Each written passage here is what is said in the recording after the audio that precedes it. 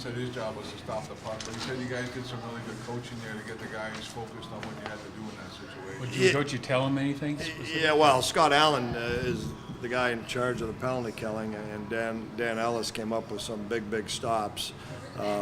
Scott put a good plan in place on the bench on how he wanted the guys to kill it, and the guys killed it to perfection. But all the credit goes to Ellis and the guys who were out there. It was Olsen was out there killing it, and I thought he did a phenomenal job. Butler was doing a heck of a job for us. But yeah, it was just a great win, and it's a good way to get started. But it's just why don't we got to come back? Oh tomorrow, yeah. Who else was out there?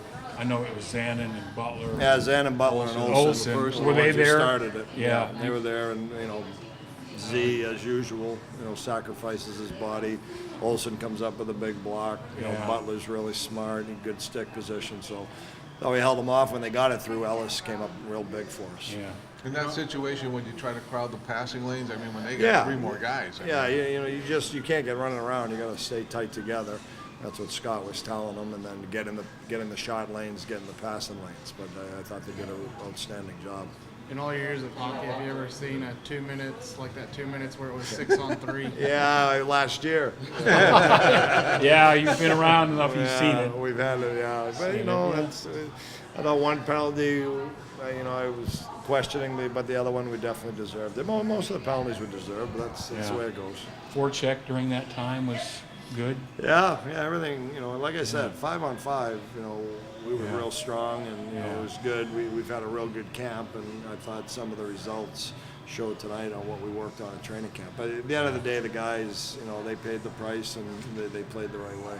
You got to feel good about Carey getting the kind of fluky goal, because he tried so hard last year and wasn't able to score, and then he gets one like that, right? Well, it was tough on him last year because we were out of the situation. playoffs. We had 9 veterans, so I went with all the young guys. But Mark's a big part of what we're doing here. He's been great for the young kids. He's been a good leader, and I'm happy for him that he got the monkey off his back, sort of say, because last year was a tough year for him. And I said, hey, forget it. Last year was last year. Let's move forward. And he's got 500+ points in the American League for a reason, and I think you saw what he was capable of doing tonight.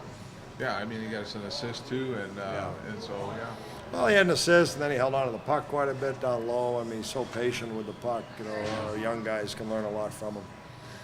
What's the takeaway from tonight? I mean, what do you tell the guys as far as, like you say, you got one again tomorrow, but what do you take away from this? We just, we said business as usual. We don't want to get too high, because we win a game, and it was a big win. But if we didn't win it, we don't want to get too low. So it's kind of the message we've talked about. Play as a team. When we win, great. Let's forget about it after the game and get ready for the next one.